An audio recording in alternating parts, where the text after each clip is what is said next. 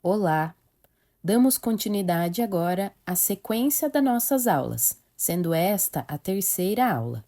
Enfocaremos então nessa aula nos conceitos de cultura surda, povo surdo e comunidades surdas. Explanarei esses três conceitos com base no livro As Imagens do Outro sobre a Cultura Surda.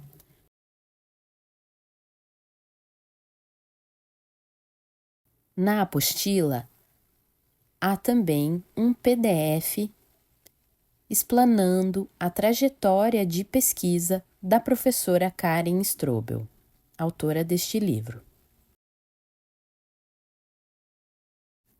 Na introdução de sua obra, a professora Karen Strobel nos interroga: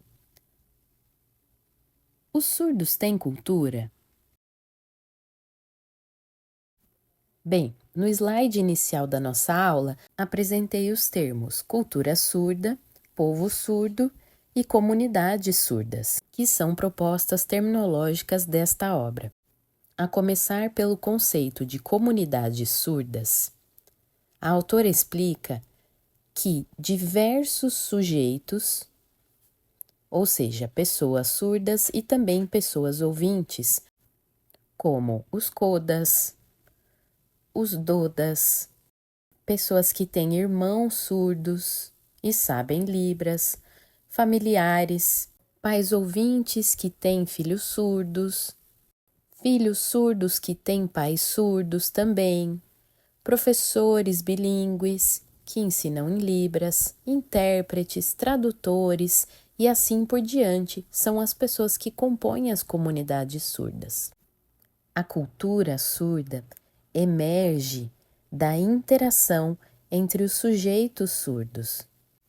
Desses encontros são produzidos diversos artefatos culturais. É por meio desse encontro entre os pares que surge o conceito também de povo surdo.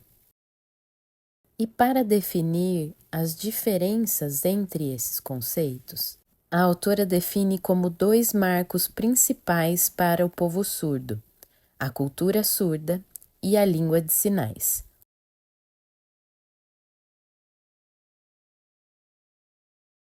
Com relação à terminologia povo, a autora menciona a seguinte citação que traduzirei aqui: conjunto de pessoas que falam a mesma língua, assim como o povo surdo que usa a língua de sinais. Tem costumes semelhantes e interesses semelhantes, histórias e tradições parecidas, assim como o povo surdo. É um conjunto de pessoas que vivem em comunidade num determinado território, nação ou sociedade. Assim, temos o povo surdo brasileiro, o povo surdo da América do Norte, o povo surdo europeu.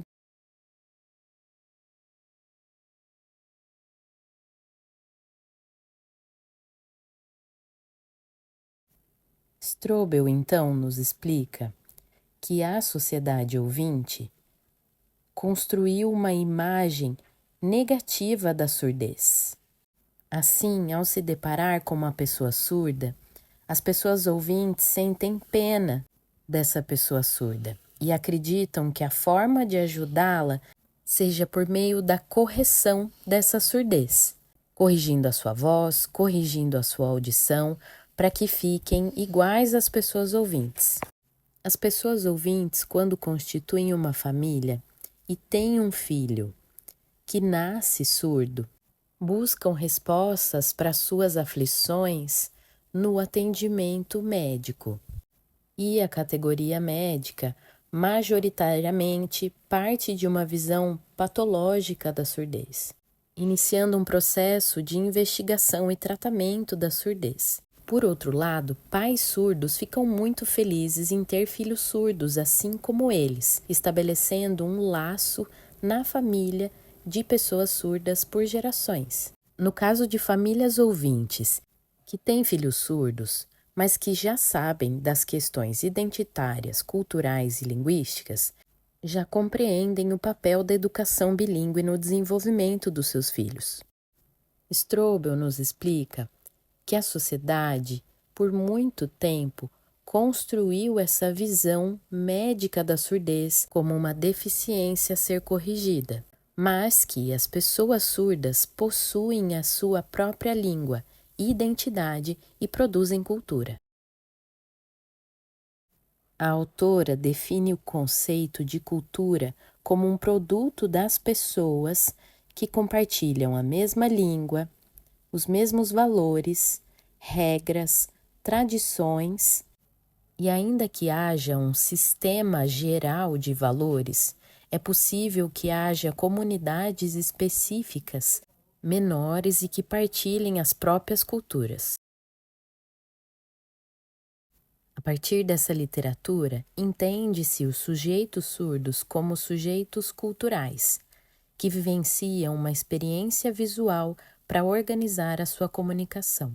Assim como no ambiente acadêmico, há um repertório de pesquisas e conhecimentos produzidos, e também os poetas têm a sua própria antologia literária, em que reúnem o seu repertório de conhecimento, assim também os músicos têm o seu repertório, as suas pesquisas, o seu conhecimento e a sua cultura.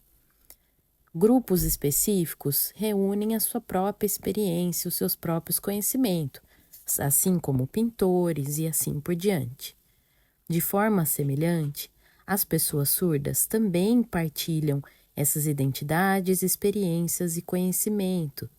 A cultura surda se constituiu a partir das narrativas visuais, da arte, dos encontros e da socialização, como uma diferença cultural e não como ausência de audição.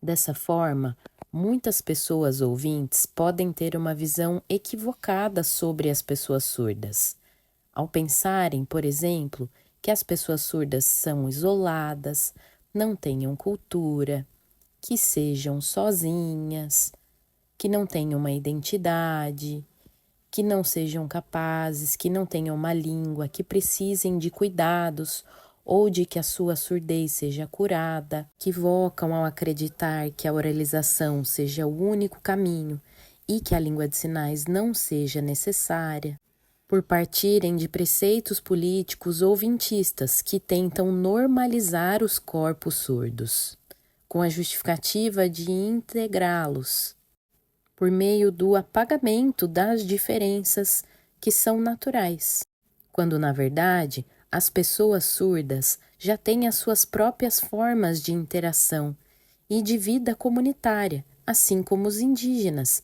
que têm a própria identidade, culturas e línguas, e sofreram e sofrem com a imposição dos valores das pessoas brancas, num processo colonizador que impõe costumes, impõe a língua portuguesa, no intuito de extinguir as línguas e valores das pessoas indígenas.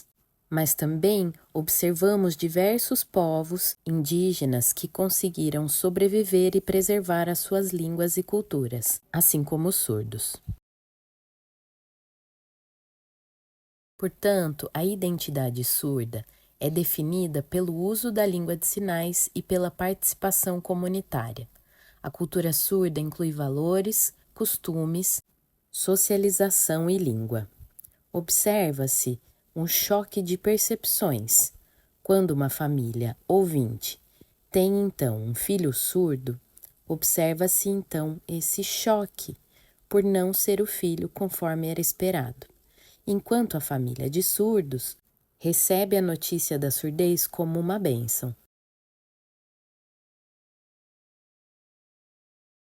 Comunidade surda e povo surdo para Strobel são os seguintes. Comunidades surdas são grupos que convivem em escolas, igrejas, associações, eventos, contam com a participação de aliados ouvintes. Nessas escolas há metodologias variadas. E nas igrejas também, religiões diversas. Assim como há diversidade também nas associações de surdos, como grupos de idosos, que preservam as variantes mais antigas da língua de sinais, grupos de jovens surdos, que se comunicam por mídias sociais, lives, Instagram, TikTok, Facebook e assim por diante, utilizam a língua em ambientes virtuais. E é nas associações de surdos que esses diversos grupos se encontram, idosos, jovens, podendo gerar choques geracionais entre esses grupos, até mesmo pelo uso da língua. Com a palavra pobre, por exemplo, em que há grupos que usam o sinal de uma maneira e grupos que usam o sinal de outra forma. Isso pode ocasionar, então, um choque cultural entre as gerações diferentes nas associações de surdos. Esses choques são naturais nesses espaços. É importante, então, que os grupos aprendam a lidar com as diferenças. Idosos respeitando os mais novos respeitando os idosos também, construindo um espaço colaborativo e respeitoso. O povo surdo tem uma herança cultural identitária preservada nesses espaços de convívio nas comunidades surdas. É importante lembrar que os contextos dessas pessoas também afetam as suas identidades, sejam do interior, de grandes centros, de comunidades indígenas, surdos que sejam implantados, mulheres e assim por diante. Os perfis surdos são variados e complexos, e cada pessoa surda é única. Por isso, se todos nós estudássemos as mesmas coisas, isso não seria produtivo para as comunidades surdas. É importante que ocupemos diversos espaços acadêmicos e também as redes sociais, que tenhamos acesso aos conhecimentos e à comunicação. Nas redes sociais também vemos as mudanças que acontecem na língua, como o sinal de palestra, que hoje tem sido usado com a mão dessa forma. Assim também como o sinal SIM, que antes era dito SIM, e agora as pessoas usam somente mexendo o punho dessa forma. Assim, a própria língua vai se modificando e se ajustando e incorporando novos aspectos. Ao tratar de identidade e experiência diaspórica, me baseio na obra de Stuart Hall.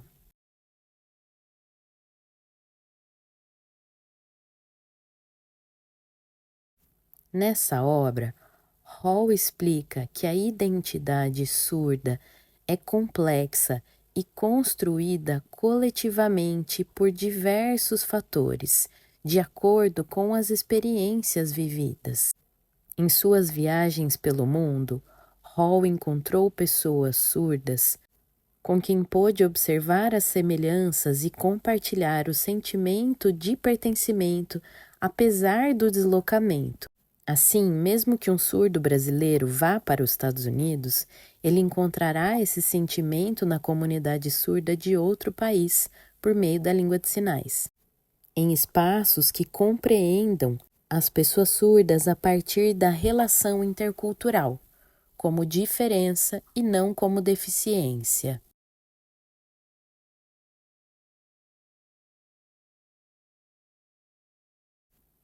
Na transmissão da cultura surda, compreende-se que, apesar da repressão ocorrida no Congresso de Milão, que extinguiu algumas línguas de sinais, as culturas surdas resistiram, como muitas línguas de sinais puderam ser preservadas devido ao uso escondido das suas comunidades e puderam voltar a ser utilizadas anos mais tarde. Isso porque havia transmissão da cultura surda nos dormitórios escolares, nas associações, nos encontros, como formas de fortalecimento da cultura do orgulho e da autoconfiança.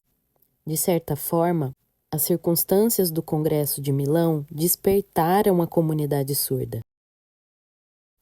Os artefatos culturais do povo surdo são diversos, como a experiência visual baseada na cultura surda, as línguas de sinais, como central para a circulação dos saberes, a família como um espaço de transmissão cultural coletivo, a literatura surda, através das poesias, narrativas visuais e performances, a vida social e esportiva nas associações, surdo-olimpíadas e encontros religiosos, as artes visuais, os quadros, esculturas e o teatro em Libras, a política, no movimento do Setembro Azul e da Lei de Libras, e os materiais, como cartilhas, vídeos, aplicativos e também dicionários digitais. Mas há muitos outros artefatos culturais do povo surdo.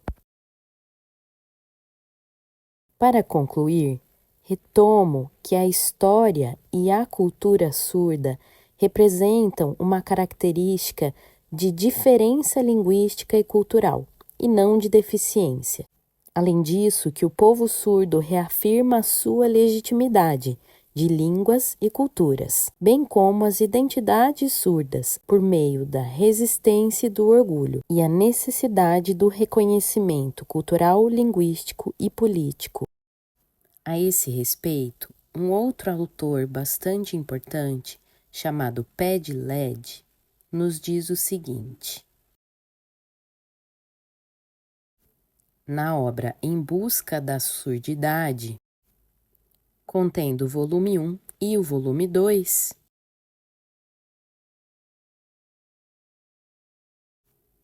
o autor Pé de Led, que é uma pessoa surda, nos descreve maneiras de compreender a cultura surda por meio da sua obra e da sua pesquisa. Eu indico então a leitura do autor Pé de Led para o aprofundamento nos conceitos de cultura surda, identidade surda e povo surdo. Finalizamos aqui as nossas aulas e segue então o material na apostila para maiores aprofundamentos nos temas discutidos nas nossas 3 aulas. Tchau, tchau!